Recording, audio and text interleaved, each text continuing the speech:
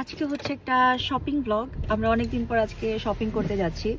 গতকালকে এখানে স্নো হচ্ছিল, সো আমাদের মনে হচ্ছিল আজকে বাইরে অনেক ঠান্ডা হবে, বাট ততটা বেশি ঠান্ডা না। এটা একটা good thing, right Masud? So আমি কেন শপিং করতে যাচ্ছি? বিকজ আলহামদুলিল্লাহ আমি গত বছর আমার জব থেকে একটা রেকগনিশন পেয়েছি, একটা রিওয়ার্ড পেয়েছি। সো আমি ওই রিওয়ার্ডের মানিটাই স্পেন্ড করতে যাচ্ছি এবং আমি চাচ্ছি আমার পছন্দের কিছু একটা কিনতে, যে জিনিসটা সব সময় থাকবে আমার সাথে অ্যাজ এ মেমোরি, যে আমি ভালো কাজ করেছিলাম সিভিল সার্ভিসে এবং আমি এর জন্য রিওয়ার্ডেড হয়েছিলাম এন্ড অফ দ্য ইয়ারে। সো এই তো, যাতে করে এই বছরে আমি আরো মোটিভেটেড হয়ে আরো ভালো কাজ করতে পারি এবং এই ইয়ারের শেষে যেন আবার রিওয়ার্ডেড হতে পারি। What do you think? তোমার কেমন লাগতেছে যে আমি নতুন জব থেকে এন্ড অফ দ্য ইয়ারে রিওয়ার্ড পেলাম এবং এখন শপিং করতে যাচ্ছি? তোমার কেমন লাগতেছে? তাই তার মানে তুমি তোমার কাজে অনেক ডেডিকেটেড। হ্যাঁ, এই আমি সিট বেল্ট পরে নাই, দাঁড়ান, সিট বেল্ট পরে নেই। কি বলতেছিলা জানো? বললাম ইটস অলওয়েজ গ্রেট। তুমি যদি কোনো রেকগনিশন পাও তার মানে তুমি তোমার কাজে অনেক ডেডিকেটেড, অনেক serious. You take the ownership, so which is really good. Oh thank you. So let's see যে আসলে আজকে আমি আমার রিওয়ার্ডের টাকা দিয়ে কি কিনতে পারি। আমার জন্য কিছু কিনবা? বৃষ্টি শুরু হয়ে গেছে না?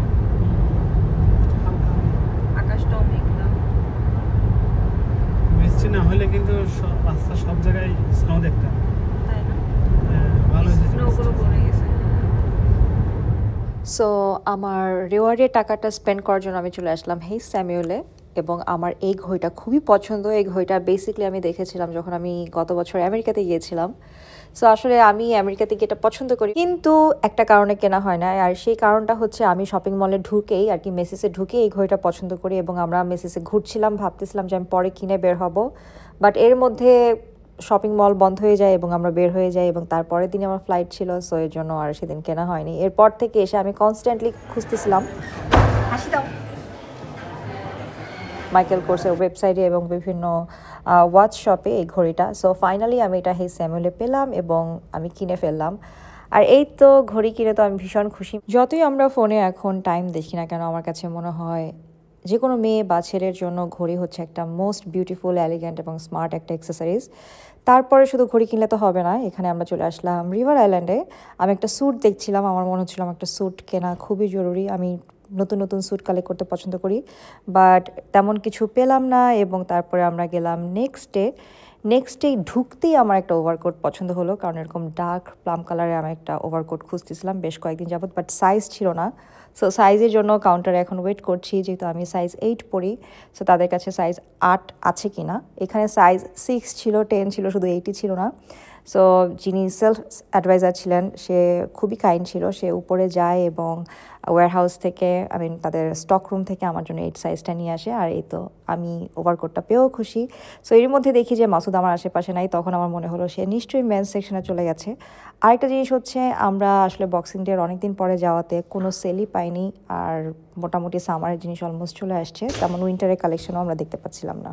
আমার কিছু কালেকশন যেটা আমরা নেক্সট বা রিভার আইল্যান্ডে দেখেছি একদমই আমার ভালো লাগে নাই, অবশ্য যার যা চয়েস, বাট এই প্রিন্টটা আমার একদমই ভালো লাগে নাই, খুবই লাউড লাগতেছিল, বাট এটার দাম ছিল 58 পাউন্ডস। আর এই ভিডিওটা হচ্ছে তার পরের দিন সকালে। এর পরের দিন সকালে ঘুম থেকে উঠেই আমি এখন অফিসে যাচ্ছি। আর আজকে আমি একটু আগে বের হয়েছি, তার কারণে রাস্তাঘাট একটু এখন পর্যন্ত নিরিবিলি। ইউজুয়ালি দেখা যায় যে আমি ট্রেনে সবসময় ঝুলতে যাই, বাট আজকে আমি সিট পেয়ে খুব আরামেই গিয়েছি। আর এই জুতাটা আমার কাছে মনে হয় আমার এই উইন্টারের লাইফ সেভার্স। এটা আমি স্কেচার্স থেকে কিনেছি। ভেরি কমফোর্টেবল, ভেরি ওয়ার্ম এবং আমার পরতে একদমই সময় লাগে না। জাস্ট আমি পাটা ঢুকালেই সুন্দর করে আমার পাটা ভেতরে ঢুকে যায় আর লেসটা বাঁধতে হয় না। That is the best thing, কারণ আমি এখন পর্যন্ত ভালো করে জুতার ফিতা বাঁধতে পারি না। আর এই তো ট্রেনে উঠে গিয়েছি, আমাকে দেখে মনে হচ্ছে মাত্র একটা ঘুম দিয়ে উঠলাম। আর অফিসে আসার পর কাজকর্ম করলাম। এখন আমি যাচ্ছি লাঞ্চ করতে। আজকে লাঞ্চ হান্টিং করছি আমি, কোথায় লাঞ্চ খুঁজবো আমি জানি না। এটা আমার অফিস থেকেই কাছে। আমি একটু হাঁটতেও বের হয়েছি যেহেতু ওয়েদারটা মোটামুটি ভালো ছিল, বাট আজকে আমি খুবই ইন্টারেস্টিং একটা প্লেস পেয়েছি। সেই ইন্টারেস্টিং প্লেস, আপনারা বলুন তো এটা কি প্ল্যান্ট শপ নাকি একটা ক্যাফে? হ্যাঁ, এটা একটা ক্যাফে এবং এই জায়গাটা আমার ফার্স্ট আজকে নজরে এসেছে এবং এই জায়গাটা দেখে ফার্স্ট একজনের কথা আমার মনে পড়েছে, সেটা হচ্ছে সোহানি আপু। আমি আজ এই ক্যাফেটা থেকে কফি কিনিনি, জাস্ট আমি ঘুরে দেখছিলাম আর গাছগুলোর দাম ছিল অনেক এক্সপেন্সিভ আমার কাছে মনে হয়। বাট এই ক্যাফেতে আমি কফি খেতে আসবো আইদার সোহানি আপুকে নিয়ে অথবা কোনো ফ্রেন্ডসকে নিয়ে অথবা ডেফিনেটলি মাসুদকে নিয়ে। বাট জায়গাটা খুবই অ্যাস্থেটিক লেগেছে, আমার খুবই খুবই ভালো লেগেছে, খুবই unique. I met the owner and she was very nice to me. আর আমার বনসাই খুব পছন্দ, এই বনসাইটা দেখে আমার চোখ আটকে গিয়েছিল, but it was very expensive. Unique cafe কি আমি এই প্রথম দেখলাম নাকি আপনারাও এর আগে অনেক জায়গায় দেখেছেন? প্লিজ আমাকে কমেন্টস করে জানাবেন এরকম আর সুন্দর সুন্দর অ্যাস্থেটিক ইউনিক টাইপের ক্যাফে আপনারা আপনার শহরে কোথায় দেখেছেন। এখন চলে আসলাম আরেকটা ক্যাফেতে, আর এখানে আসার পর আমাকে একটু টমেটো স্যুপ ট্রাই করতে দেওয়া হলো, যে আমি কেনার আগে খেয়ে ট্রাই করে দেখতে পারবো ভালো লাগে কিনা। আর এই ক্যাফেটা হচ্ছে একদমই আমার অফিসের নিচে। সো লাঞ্চ করলাম, তারপর অফিসে গিয়ে কাজ করলাম, আর এখন আমার অফিস শেষ, এখন গোয়িং ব্যাক টু হোম। আমার অনেক খারাপ লাগছিল, সর্দি অলরেডি লেগে গেছে তখন।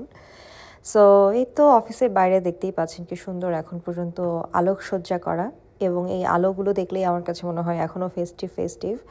আর স্টেশনে এসেই প্রথমে যে কাজটা করি সেটা হচ্ছে আমি মাসুদকে ফোন করি, কারণ একটা মিটিং পয়েন্টে আমরা মিট করে একসাথে ইউজুয়ালি বাসায় যাই, তারপর মাসুদ আমাকে পিক করে। সো আজকে মাসুদ আমাকে পিক করেছে আর আমরা চলে এসেছি গ্রসারি শপিং করতে, এসেছি টেস্কোতে। সো টেস্কোতে এসেই বেসিক্যালি আমরা ব্রেকফাস্টের আইটেম নিচ্ছিলাম, আর আমি আমার অফিসের জন্য কিছু স্ন্যাক্স নিচ্ছিলাম, যেটা আমরা হল্যান্ড অ্যান্ড বায়ার্স থেকে নিয়েছি।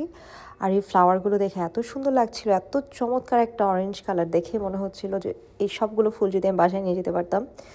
বাট রিসেন্টলি এখন আমি আর বাসায় ফুল নিচ্ছি না, বিকজ যেহেতু বিজি থাকি বাসায় ওরকম সময় দেওয়া হয় না, ফুলগুলো শুধু শুধু নষ্ট হয়।